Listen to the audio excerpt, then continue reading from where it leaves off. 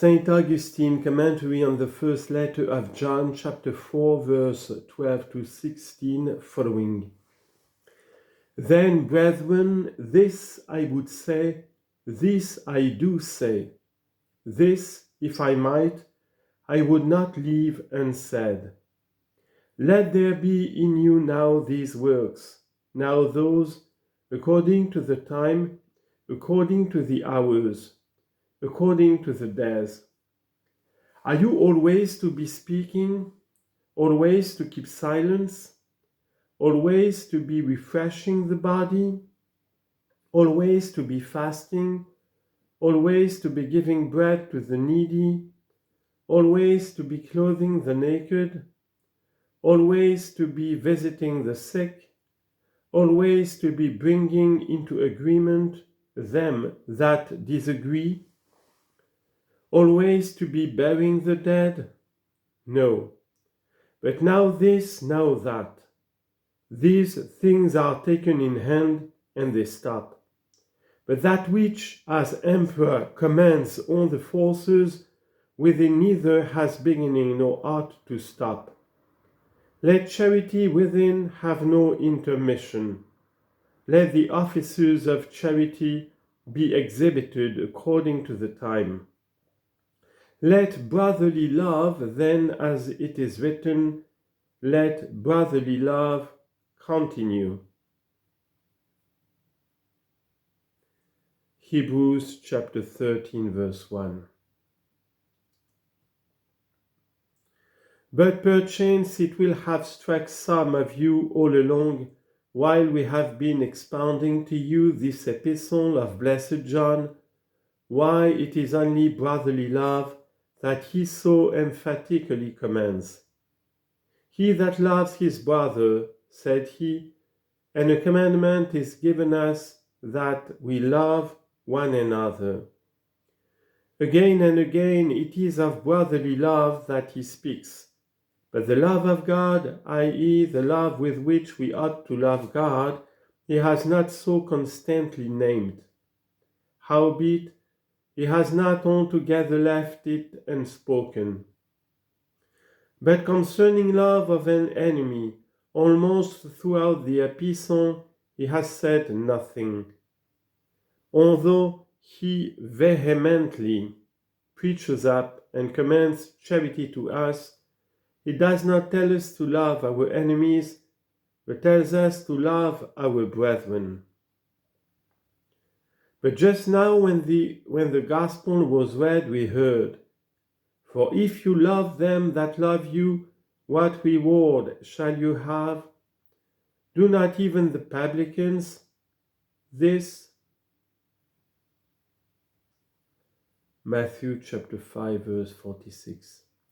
How is it then that John the Apostle, as the thing of great concern to us, in order to a certain perfection commands brotherly love, whereas the Lord said it is not enough that we love our brethren, but that we ought to extend that love so that we may reach even to enemies? He that reaches even unto enemies does not overlap the brethren.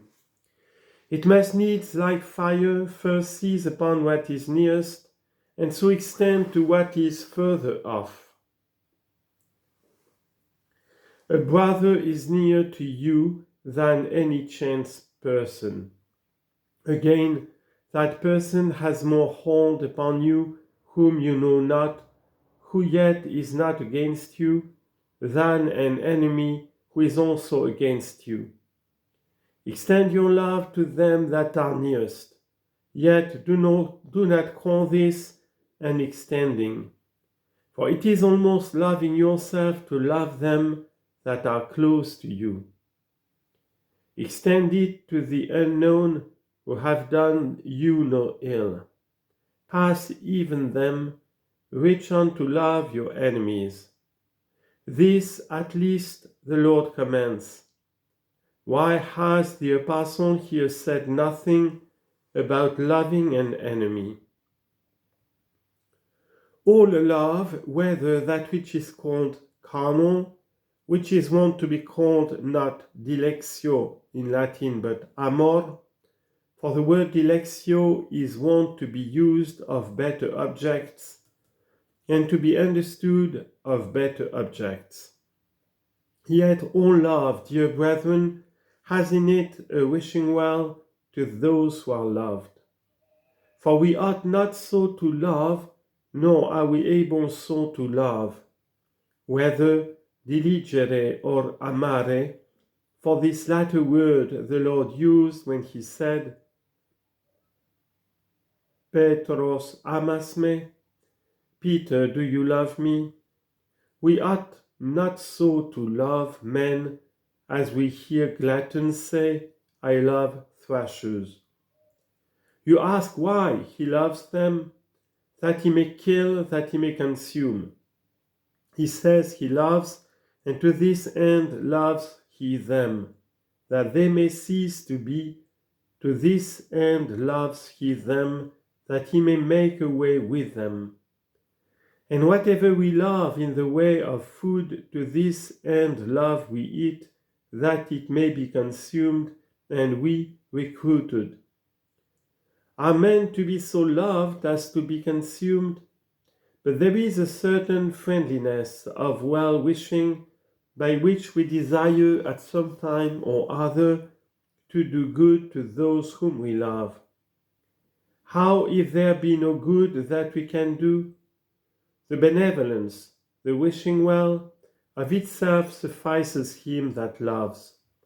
For we ought not to wish men to be wretched, that we may be enabled to practice works of mercy. You give bread to the hungry, but better it were that none hungered, and you had none to give to. You clothe the naked, or that all were clothed, and this need existed not. You buried the dead, oh, that it were come at last, that life where none shall die. You reconcile the quarreling, oh, that it were here at last that eternal peace of Jerusalem, where none shall disagree. For all these are offices done to necessities. Take away the wretched, there will be an end to works of mercy. The works of mercy will be at an end. Shall the ardor of charity be quenched? With a true touch of love you love the happy man, to whom there is no good office that you can do. Purer will that love be, and far more unalloyed. For if you have done a kindness to the wretched, perchance you desire to lift up yourself over against him, and wish him to be subject to you, who have done the kindness to him. He was in need, you did bestow. You seem to yourself greater because you did bestow, than he upon whom it was bestowed. Wish him your equal, that you both may be under the one Lord, on whom nothing can be bestowed. For in this the proud soul has passed bounds, and in a manner become avaricious, for the root of all evils is avarice. 1 Timothy chapter 6 verse 10. And again it is said, the beginning of all sins is pride. Ecclesiasticus chapter 10 verse 15. And we ask, it may be, how these two sentences agree. The root of all evils is avarice, and the beginning of all sin is pride. If pride is the beginning of all sin, then is pride the root of all sins, of all evils. Now certainly, the root of all evils is avarice. We find that in pride there is also avarice or grasping. For man has passed bounds, and what is it to be avaricious, to go beyond that which suffices? Adam fell by pride. The beginning of all sin is pride, said it. Did he fall by grasping? What more grasping than he whom God could not suffice? In fact, my brethren, we read how man was made after the image of and likeness of God. And what said God of him? And let him have power over the fishes of the sea, and over the fowl of the heaven, and over all cattle which move upon the earth, said he. Have power over men? Have power, said he. He has given him natural power.